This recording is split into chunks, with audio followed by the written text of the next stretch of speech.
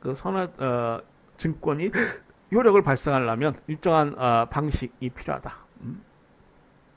이렇게 되어 있는 증권이 요식증권입니다. 그리고 그 증권의 인도는 목적물 인도와 등가에 관계 있고요. 또 상환증권이다. 그래서 신용장 대금이나 매매 대금과 상환으로 이렇게 그러니까 그 대금을 청구할 때 그 대금과 상환으로 제공해야 되는 증권이고요. 또 그 물건의 소유권을 처분할 수 있는 그러한 유가증권, 처분증권입니다. 자, 선화증권에는 일정한 사항을 기재해야 됩니다. 용선자 또는 소과인을 청구에 하여 운송인이 발행하는 이 선화증권에는 선박의 명칭, 국적과 톤수, 소과인이 서명으로 통지한 운송물 수량 등등 상법 조항에 그 일정 사항을 우리가 기재해야 되고요. 또 수통의 선화증권이 발행된 때는 그 수를 기재해야 됩니다. 선화증권에는 운송인의 기명, 날인 또는 서명이 있어야 되고요. 전면에 기재되는 그러한 사항 중에 우리 지금 국제거래와 관련해서 중요한 것이 운송물의 명세 그리고 그 외관 상태의 기재 및 선적기일의 기재입니다.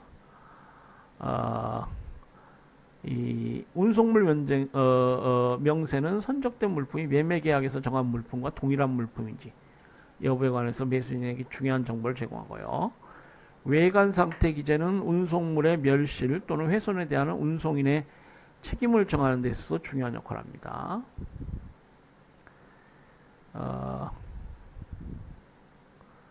그리고 이 부지조항이라는 게 있는데요. 그러니까 외관 상태를 이제 기재할 의무가 있는데요. 운송인은 이 외관 상태 기재 관련해서 책임 소재가 달라지고 그러기 때문에 그 기재가 정확한 것인지를 확인해야 하고, 만일 운송물 상태를 정확하게 표시하고 있지 않다고 의심할 만한 그런 사유가 있거나 이를 확인할 적당한 방법이 없는 경우에는 그 사실을 기재하거나 운송물의 명세에 관한 기재를 생략하거나 또는 부지조항, unknown clause, 부지조항을 삽입할 수 있겠습니다. 그리고 이 부지조항이 삽입된 선화증권이라 하더라도 그 필요적 삼소리라 하나라고 그랬죠. 대금을 지급받기 위한 선적 서류로서 적격 서류로 이렇게 봅니다. 뒤에 신용장 공부하면서 이제 그 뭡니까 UCP 신용장 통일 규칙을 보면은 그 선적 서류 관련한 장이 있습니다. 부지 조항이 있다고 해서 그것이 부적격한 선화증권이 아니에요. 선화증권상의 선적기일은 물품 후 선적이 완료된 일자를 의미하고, 이는 운송계약 또는 매매계약에서 정한 선적기일의 선적, 즉 인도를 이행했는지 여부를 정하는 기준이 되기 때문에 운송계약, 매매계약 그리고 신용장 거래에 있어서 은행과의 관계에서 중요한 역할을 한다. 그렇죠?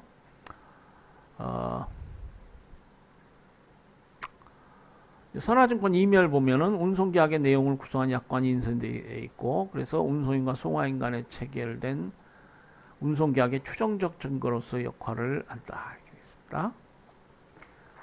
함부르크 규칙은 선화증권이 해상 운송계약을 증명하는 증권임을 명문으로 규정하고 있다. 증권성이 아까 증거성이 있다 그랬는데 해상 운송계약을 증명하는 증권이 되겠습니다.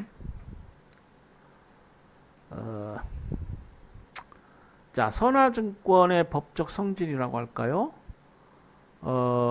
지금 선화증권은 아까도 나왔습니다만은 운송물의 인도 청구권이란 채권을 표창하는 채권증권이 되겠습니다. 그러면서도 동시에 증권을 교부하면 운송물을 인도한 것과 동일한 효력이 인정되는 물권적 효력을 갖는 유가증권입니다.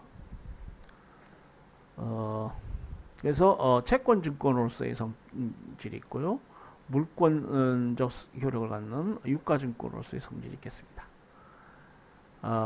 선화증권은 법률상 당연히 지시증권입니다. 물론 그 발행 시에 지시 금지 문구를 기재해서 뭐 지시증권이 아니게 할 수도 있는데요. 뭐 기명식으로 발행되었던 어떻게 발행되었던 이런 지시금지 문구가 기재되지 않는 당연히 법률상 당연히 지시증권이고, 이 지시증권이라는 것은 배서에 의해서 그 권리가 양도될 수 있다는 것이죠.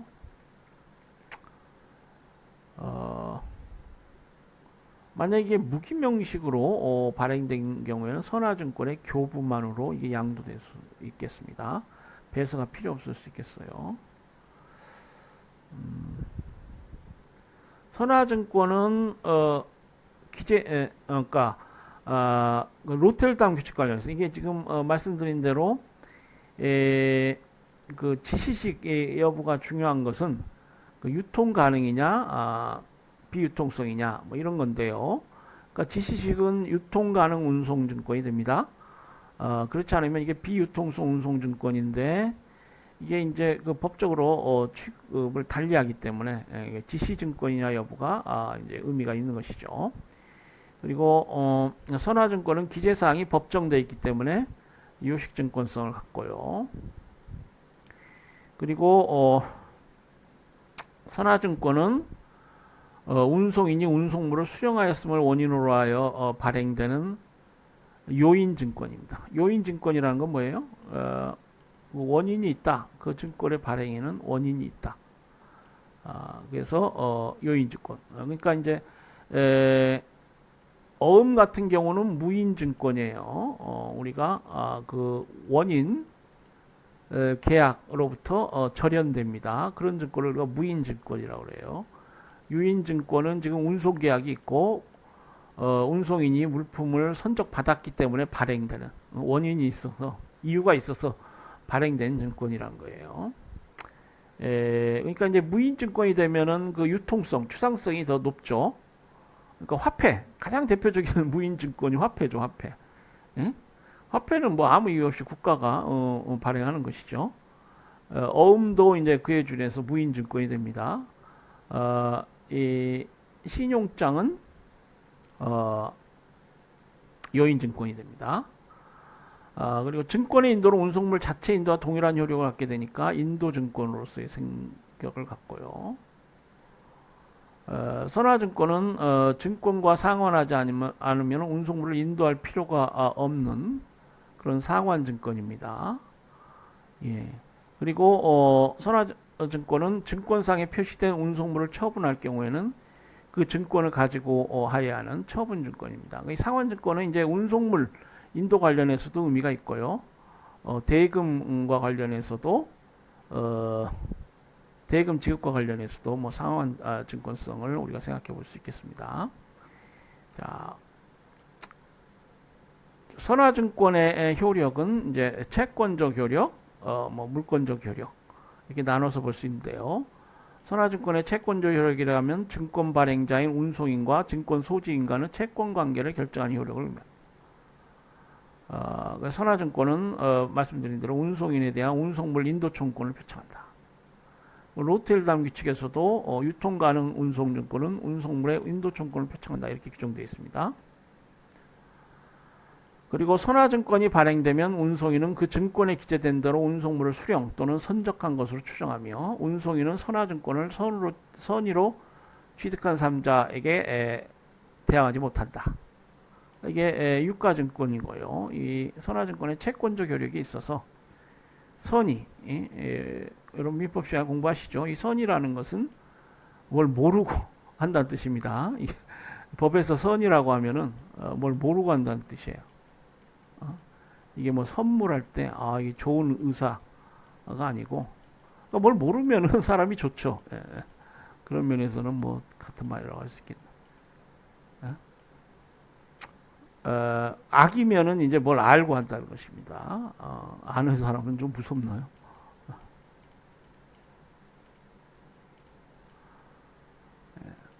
그래서 그러니까 선화증권을 선의 취득한 제3자에 대해서 대항하지 못한다는 것입니다.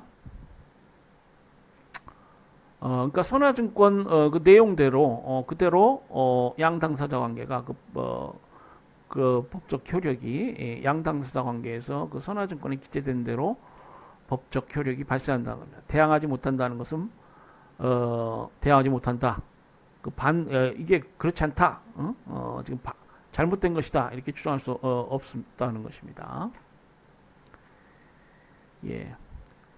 그러니까 이런 부분들은 그 증권의 기재 문헌을 신뢰, 아까 그 뭐 위조화폐 얘기도 했습니다만은 증권의 기재 문헌을 신뢰하여 거래한 제3자의 권리를 보호하고 이를 통해서 선화증권의 유통성을 확보하기 위한 것이다. 뭐 이렇게 볼 수 있겠습니다. 이런 선의취득자 보호랄지 뭐 이런 것들이 이제 그러한 취지에서 인정이 되는 것이다. 자, 물권적 효력이 있습니다. 선화증권의 물권적 효력은 선화증권이 운송물에 대한 권리 설정 또는 이전에 대해 있어서 갖는 효력을 의미한다. 이렇게 볼 수 있겠고요. 우리나라 상법은 선화증권에 의하여 운송물을 받을 수 있는 자에게 선화증권을 교부한 때에는 운송물 위에 행사하는 권리 취득에 관하여 운송물을 인도한 것과 동일한 효력이 있다. 그러니까 서류가 운송물의 소유권을 화치하기 때문에 운송물 인도와 등가의 관계가 있고 그러한 권리증권으로서의 물권적 효력이 인정된다는 것입니다. 그래서 이러한 물권적 효력으로 인해서 송화인은 운송인이 직접 점유하고 있는 운송 중 물품에 대하여 선화증권의 교부로 양도나 입지를 할 수 있고, 입지라는 것은 이제 질권, 담보에 공유한다는 것입니다. 이를 통해서 운송이 아직 종료되지 않은 때에도 대금을 회수할 수 있다. 선화증권의 중요한 기능은 하나인 권리증권성이 바로 이러한 선화증권의 물권적 효력에서 유래한다. 선화증권의 권리증권성, 그러니까 물품의 소유권을 화치하는 그러한 유가증권으로서의 권리증권성이 있는 것이죠. 자, 1981년도 판례입니다. 선화증권은 운송물의 인도청권을 포함하는 유가증권으로서 운송계약에 기하여 운송물을 수령 또는 선적한 후에 교부되는 유인증권이므로 우리가 살펴본 내용들이 나옵니다. 운송물을 수령 또는 선적하지 아니하였음에도 불구하고 발행된 선화증권은 그 원인과 요건을 구비하지 못하여 그 목적물에 흠결이 있는 것으로 누구에 대하여도 무효다. 이렇게 봄이 정하다, 타당하다 이런 것이죠. 상당하다. 그러니까 이런 선화증권을 소위 공권이라고 합니다. 아까 그 보증도 하고 관련해서 우리 그 거래 실무상 그 많이 발생하는 그러한 분규인데요. 이렇게 선적되지 않고 그 권적 이렇게 되나요? 비일공짜, 공권. 그러니까 물품이 선적되지 않고 선화증권이 발행되었다. 이거는 이제 무슨 사기적 거래랄지 뭐 당사자 간의 어떤 공모 관계를 통해서 이런 경우가 있는데요. 이런 경우는 그 선화증권 자체가 무효다라는 것이 대부분 판례입니다. 이건 요인증권이에요. 그러니까 물품을 선적받아서 발행되는 요인증권이기 때문에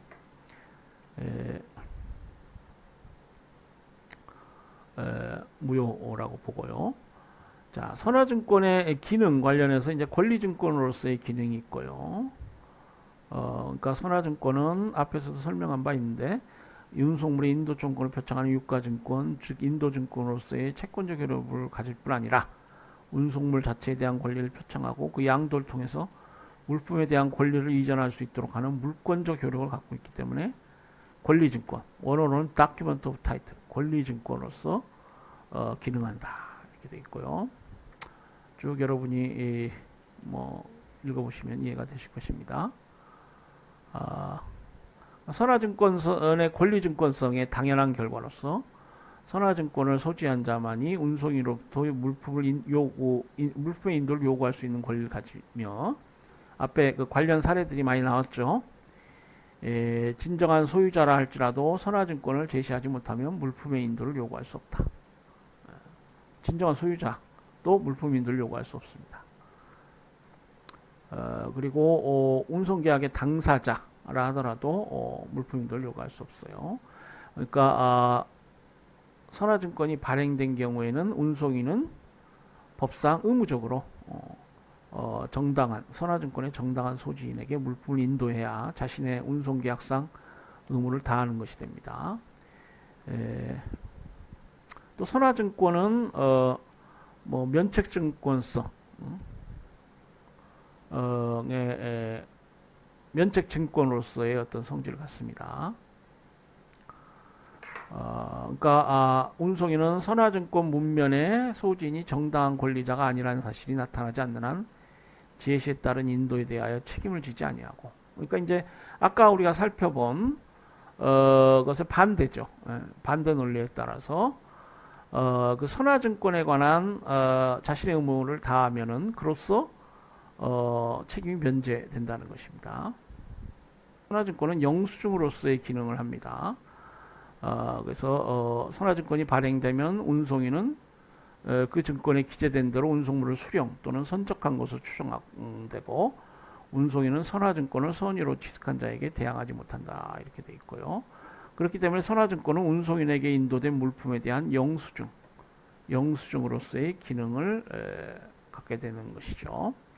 그리고 말씀드린 대로 운송계약의 증거로서의 기능을 갖게 됩니다.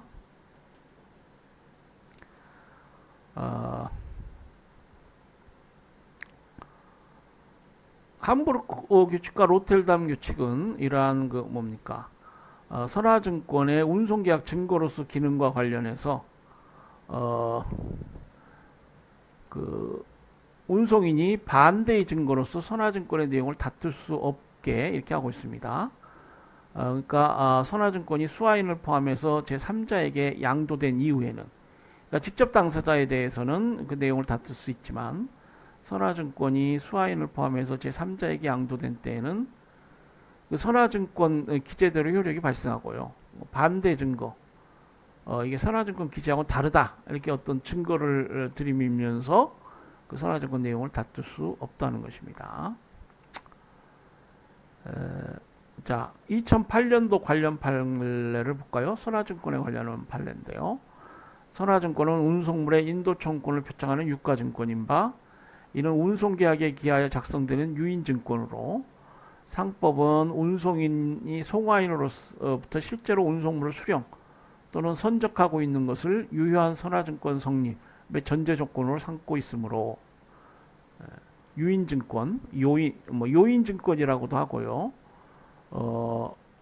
유인증권이라고도 합니다.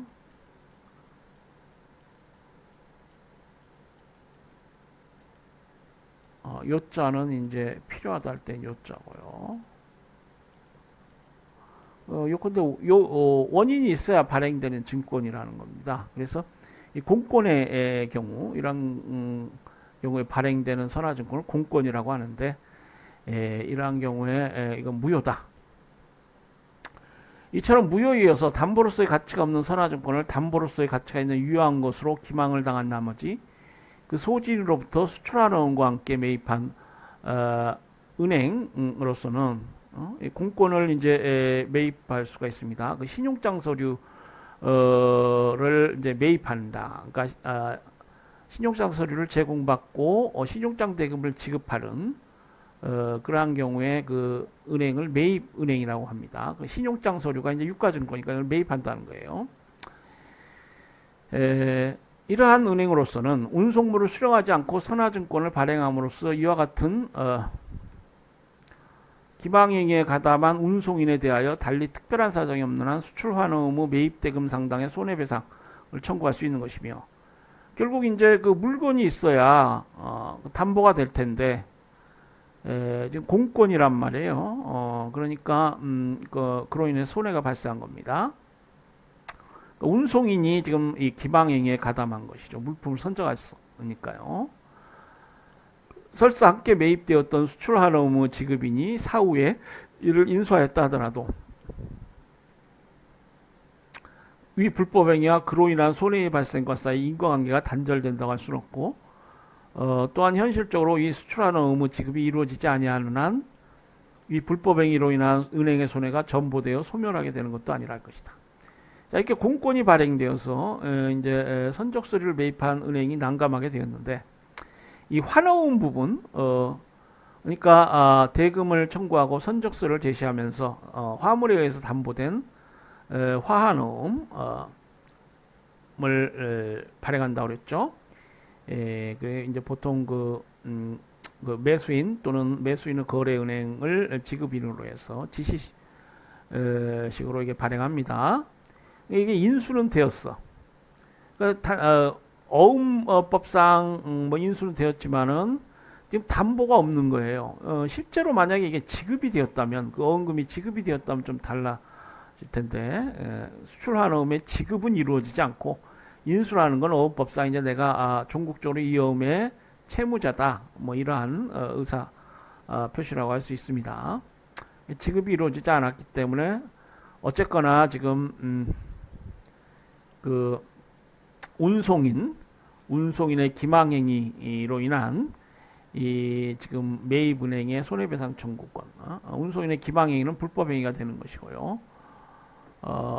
그 손해배상 청구권을 행사할 수 있다, 취득한다, 뭐 이렇게 보겠습니다.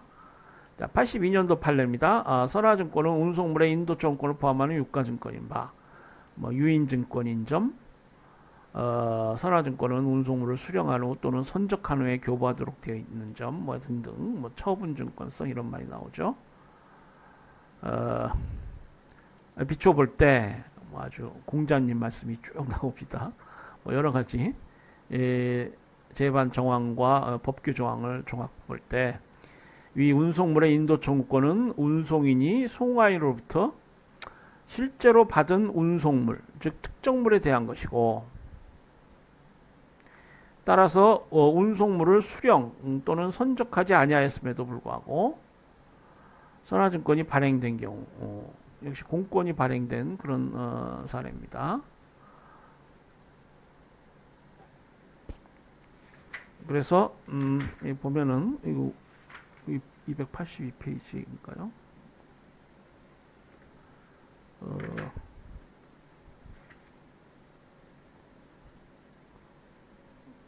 그러니까 수령 또는 선적하지 아니하였음에도 불구하고 선화증권에 발행된 공권이라고 했죠. 근데 그 마지막 부분이 잘렸네요. 잘려가지고. 그 선화증권은 원인과 요건을 구비하지 못하여 목적물이 흠결이 있는 것으로 이는 누구에 대하여도 무효다. 물권적으로. 보통 우리가 법에서 물권적이라고 하면은 대세적이라고도 하죠. 누구에게나 주장할 수 있는 겁니다. 그러니까 불법행위 같은 것은 그러니까 대세적으로 그러니까 물론 이제 그 채권 관계이기 때문에 뭐 그런 말은 잘 쓰지 않습니다만 채무불이행 관련해서 뭐 그렇게 볼 수 있고, 보통 이제 물권법, 내가 이 물건을 소유하고 있다. 이것은 이제 물권적입니다. 그러니까 누구한테나 주장할 수 있는 거예요. 꼭 A한테만 주장할 수 있는 것도 아니고 B한테만 주장할 수 있는 것도 아닙니다. 이 선화증권 관련해서 이렇게 공권이 발행되면 그 선화증권은 누구에게나 대해서도 무효라는 것이죠. 자, 대법원 2014년도 판례입니다.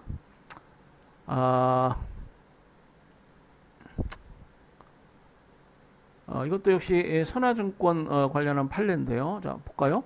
해상운송화물은 선화증권과 사항환으로 그 소지인에게 인도되어야 하고, 선화증권 없이 화물이 적법하게 반출될 수는 없으므로 선화증권을 제출하지 못하여 운송인으로부터 화물 인도지 시설을 발급받지 못한 통지처에게 화물을 인도하면 그 화물이 무단 반출되어 선화증권의 소지인이 화물을 인도받지 못하게 될 수 있음을 예견할 수 있다고 할 것이고, 따라서 영업용 보세창고업자가 화물 인도지 시설이나 운송인의 동의를 받지 않고 화물을 인도하였다면 그로 말미암아 선화증권 소지인이 입은 손해에 대하여 불법행위에 의한 손해배상 책임을 진다, 이렇게 되어 있습니다. 그러니까 아까 나온 보증도 관련한 판결의 뭐 일부 요지인 것 같습니다.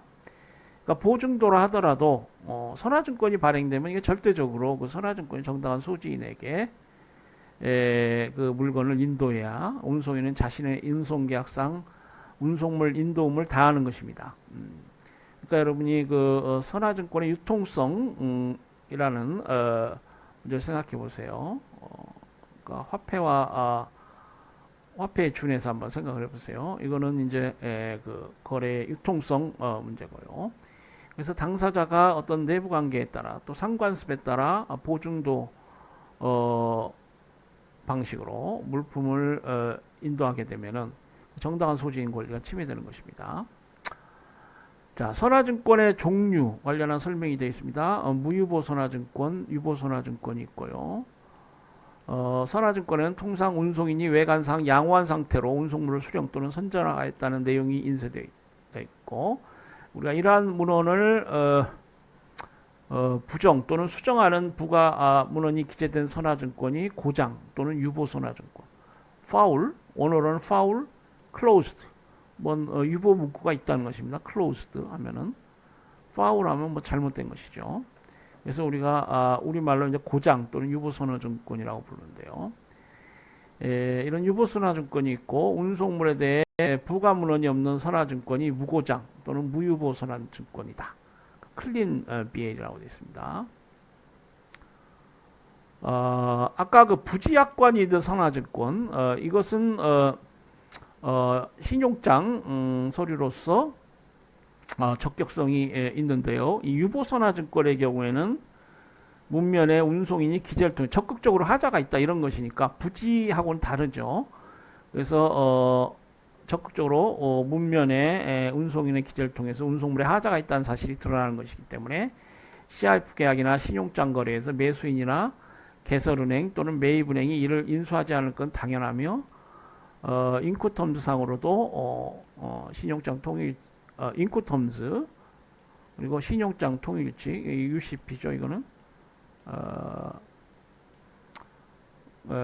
이런 규범에 그러니까 그 법이 있죠. 우리 인코텀즈는 바꿔야 이제 앞으로 신용장 통일규칙 볼 겁니다. 거기에 이제 적격한 선적 서류라고 보지 않습니다.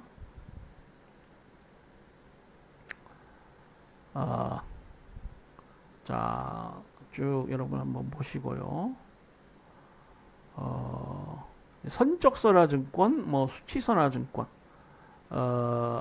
이런 종류의 선화증권이 있습니다. 선적선화증권은 온보드 BL이라고 하는데, 이 선적선화증권은 운송물이 본설에 선적된 후에 발행이 되는 선화증권이고, 수치 또는 수령선화증권, 원어로는 Received for Shipment BL이라고 하는데 운송인이 선적을 위하여 물품을 수령하였음을 표시하지만 물품 선적 사실은 표시하지 아니하는 선화증권, 이 수치 선화증권입니다.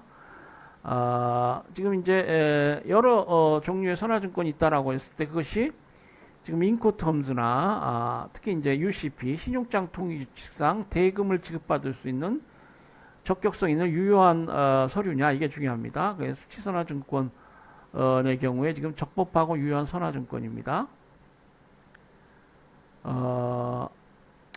상법상으로는 그렇지만은 지금 CIF 계약 신용장 거래에서는 이게 적격성 있는 선적 서류가 아닙니다.